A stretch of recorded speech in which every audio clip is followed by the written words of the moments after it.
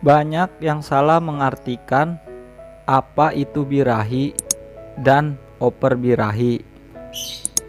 Karena pada kasus yang sering saya lihat ketika burung dilombakan, murai batu sering menabrak jeruji atau nakal pada saat dilombakan.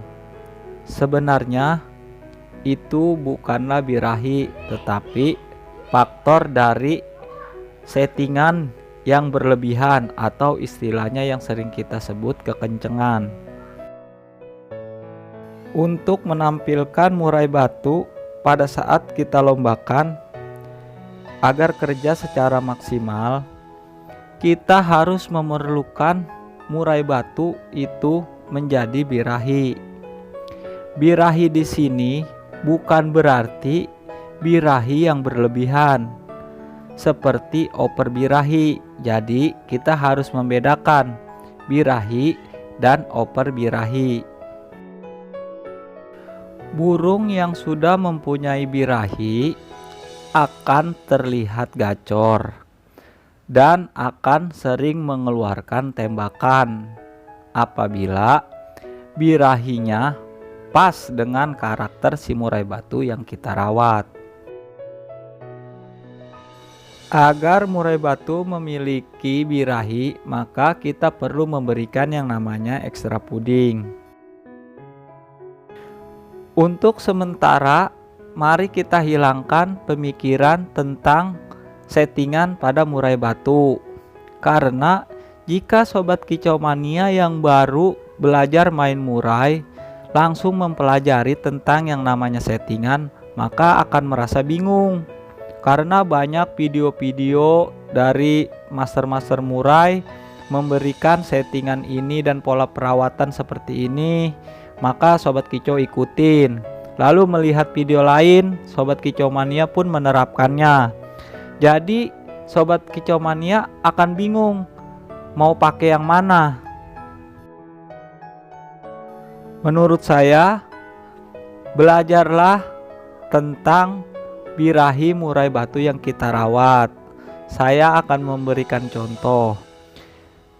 Seumpama murai batu kita berikan takaran jangkrik dengan 55, maka dia terlihat gacor.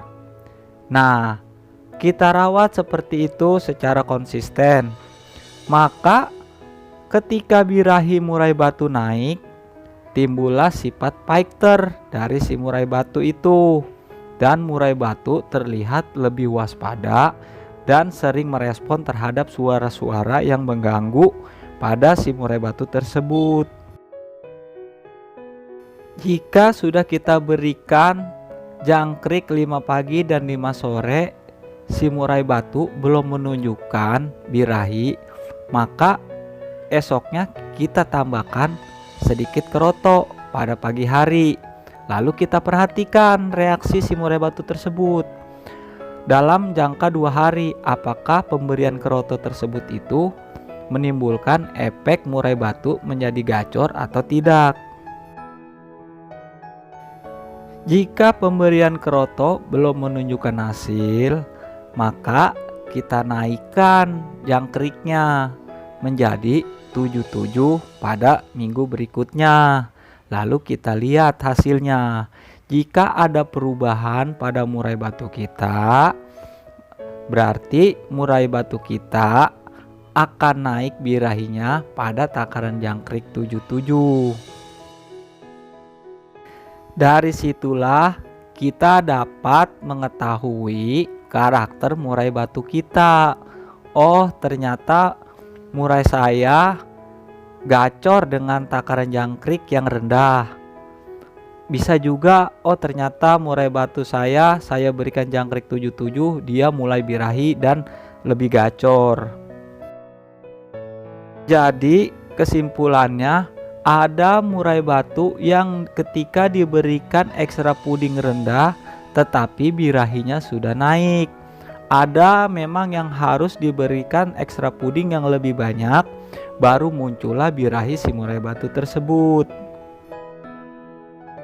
Ada juga jika diberikan ekstra puding yang berlebihan, maka si murai batu itu memang akan gacor, tetapi nantinya akan nakal pada saat kita lombakan. Ada juga jika diberikan ekstra puding secara berlebihan, maka si murai batu cenderung seperti hilang birahi, alias diam, gembung, dan tidak mau berkicau sama sekali. Jika sobat kicau mania sudah mengenali dan mengetahui di tingkat berapa birahi pada si murai batu sobat, maka rawatlah secara konsisten dan pemberian ekstra puding pun jangan dirubah dulu sebelum kita mencoba ke lapangan. Karena jika kita sudah coba ke lapangan, maka nanti akan ketahuan hasilnya. Apakah birahi yang kita lihat pada saat di rumah itu sudah pas atau belum? Jika belum, maka ada pembenahan di minggu berikutnya. Apakah harus kita turunkan ekstra puding jangkriknya atau malah kita naikkan ekstra pudingnya? Untuk keroto dan ulet Hongkong itu adalah ekstra puding tambahan. Kita harus bisa mengatur takaran atau jadwalnya pada saat kita menjelang lomba.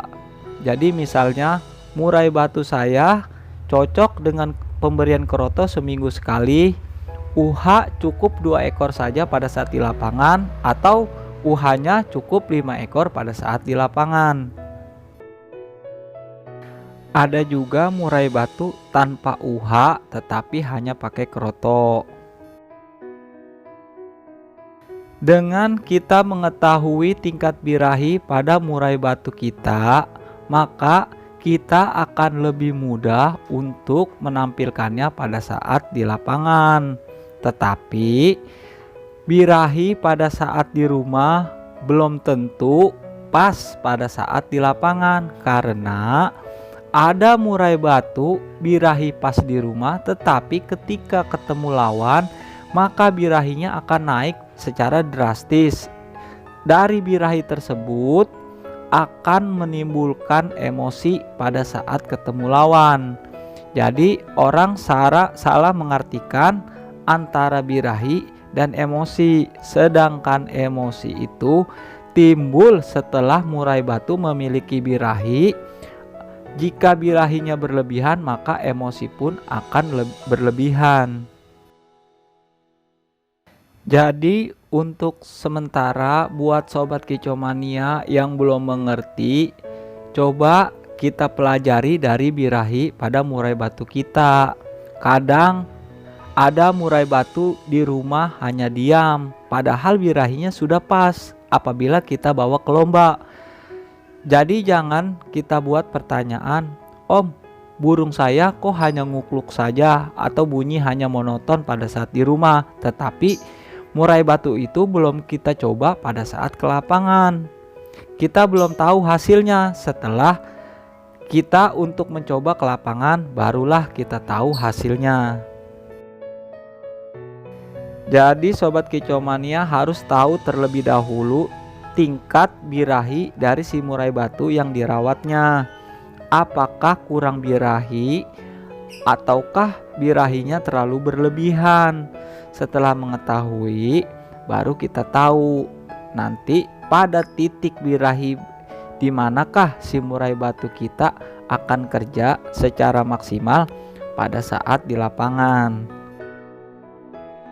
Sesuaikan juga pola perawatannya. Jika murai batu kita memiliki birahi yang rendah, maka kurangilah porsi mandinya dan penjemuran cukup 2 jam. Tetapi jika murai batu kita memiliki tingkat birahi yang tinggi, maka perbanyak mandi dan kurangi penjemurannya. Karena pola perawatan juga sangat berpengaruh terhadap birahi dan emosi pada si murai batu yang kita rawat. Oke sobat kicau mania, mungkin ini saja yang bisa kita sampaikan. Semoga video ini bermanfaat bagi kita semua. Setiap perawat burung mempunyai trik dan caranya masing-masing untuk menjadikan burungnya berprestasi. Selamat mencoba dan selamat mencetak burung juara. Wassalamualaikum warahmatullahi wabarakatuh.